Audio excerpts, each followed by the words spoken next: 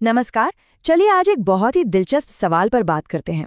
वो किताब जो पूरे भारत को चलाती है, हमारा संविधान, क्या उसे बदला जा सकता है? और अगर हाँ, तो कैसे? देखिए, ये कोई मामूली किताब नहीं है। ये एक तरह से जीवंत दस्तावेज है। तो आज हम सब मिलकर इसी की पूरी प्रक्रिया को समझने की कोशिश करेंगे कि आखिर देश का सबसे बड़ा कानून बदलता कैसे है। तो सवाल यही है कि देश का जो सर्वोच्च कानून है, जो हमारे और आपके अधिकारों की, हमारे कर्तव्यों की बात करता है, उसे बदलने का तरीका क्या है? ये कोई छोटी मोटी बात तो है नहीं, तो जाहिर है कि इसकी प्रक्रिया भी काफी खास होगी। चलिए इसी खास प्रक्रिया को जानते हैं। आज हम एक संशोधन बिल की पूरी कहानी देखेंगे, शुरू से आखिर तक। पहले यह समझेंगे कि भाई बदलाव की जरूरत ही क्यों है, फिर देखेंगे कि बिल का जन्म कहाँ होता है, संसद में उसे किन चुनौतियों का सामना करना पड़ता है, उसके बाद राष्ट्रपति की भूमिका क्या होती है, और आखिर में जानेंगे कि कैसे एक बिल कानून बन जाता है।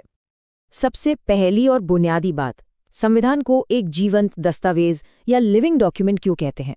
वो इसलिए क्योंकि समाज हमेशा बदलता रहता है, नई जरूरतें सामने आती हैं, तो संविधान को भी इन बदलावों के साथ कदम से कदम मिलाना होता है।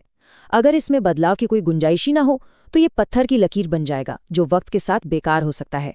इसीलिए संशोधन की प्रक्रिया बहुत जरूरी है। तो चलिए अब कहानी के मुख्य किरदार से मिलते हैं, यानी कि संविधान संशोधन विधेयक। इसकी यात्रा शुरू होती है हमारी संसद से। देखते हैं कि इसकी शुरुआत कैसे और कहां से होती है। एक बहुत दिलचस्प बात यह है कि इस बिल को किसी भी सदन में लाया जा सकता है, चाहे लोकसभा हो या राज्यसभा, कहीं भी इसकी शुरुआत हो सकती है।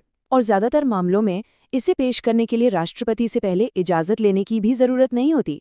पर हाँ, जैसा कि हर नियम में होता है, यहाँ भी एक खास अपवाद है। और वो अपवाद ये है कि अगर कोई संशोधन किसी राज्य की सीमा या उसके नाम में बदलाव करने वाला हो, तो फिर बिल को पेश करने से पहले राष्ट्रपति की मंजूरी लेना जरूरी हो जाता है। ये एक तरह का सेफ्टी मैकेनिज्म है, ताकि राज्यों के हितों का भी ध्यान रखा जा सके। तो एक नज़र में देखें तो बिल की यात्रा में ये 4 बड़े पड़ाव आते हैं। पहला, किसी एक सदन में बिल को पेश करना। दूसरा, उस सदन से पास करवाना। तीसरा, फिर उसे दूसरे सदन में भेजकर वहां से भी पास करवाना। और चौथा और आखिरी पड़ाव है राष्ट्रपति की मंजूरी। सुनने में सीधा लगता है, लेकिन ये सफर इतना आसान नहीं होता। अब आता है इस यात्रा का सबसे मुश्किल हिस्सा, बहुमत की चुनौती। संसद के दोनों सदनों से पास होना किसी अग्नि परीक्षा से कम नहीं है, और हर संशोधन के लिए एक ही तरह का बहुमत नहीं चाहिए होता। यहाँ भी अलग अलग स्तर हैं। देखिए, यहाँ 3 अलग अलग रास्ते हैं। पहला है साधारण बहुमत, जो कुछ गिने चुने संशोधनों के लिए होता है, और ये अनुच्छेद 368 के दायरे में नहीं आता। दूसरा और सबसे आम रास्ता है विशेष बहुमत का। इसमें सदन में मौजूद और वोट करने वाले सदस्यों का कम से कम 2/3 बहुमत चाहिए होता है। और तीसरा रास्ता सबसे कठिन है, विशेष बहुमत के साथ साथ राज्यों की सहमति।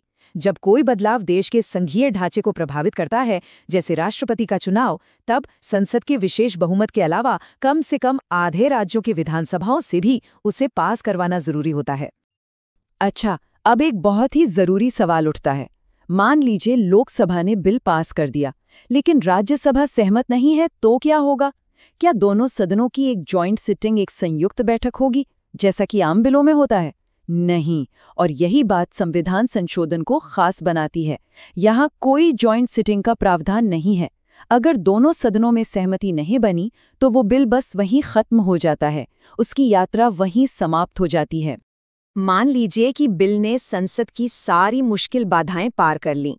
अब वो अपनी यात्रा के बिल्कुल आखिरी और सबसे अहम पड़ाव पर पहुंचता है, राष्ट्रपति की अंतिम मुहर।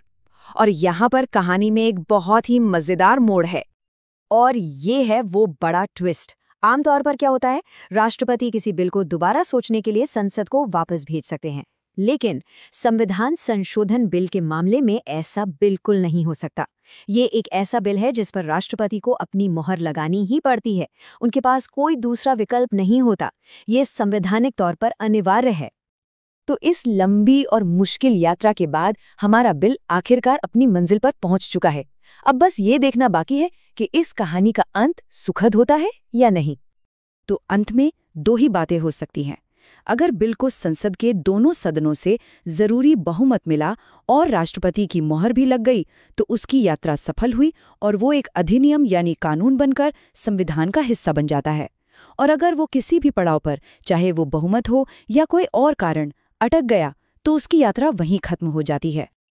तो आखिर में सवाल ये उठता है कि ये जो इतनी जटिल प्रक्रिया है, ये संतुलन कैसे बनाती है? एक तरफ संविधान को स्थिर रखना है और दूसरी तरफ उसे समय के साथ लचीला भी बनाए रखना है। इसका जवाब इसकी बनावट में ही छिपा है। कुछ बदलावों के लिए आसान रास्ता, ज्यादातर के लिए मुश्किल रास्ता, और जो सबसे अहम बदलाव हैं उनके लिए सबसे मुश्किल रास्ता।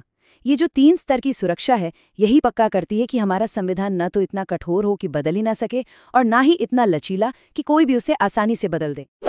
हमारे साथ बने रहने के लिए चैनल को सब्सक्राइब करना ना भूलें। अब अगले विश्लेषण में मिलते हैं।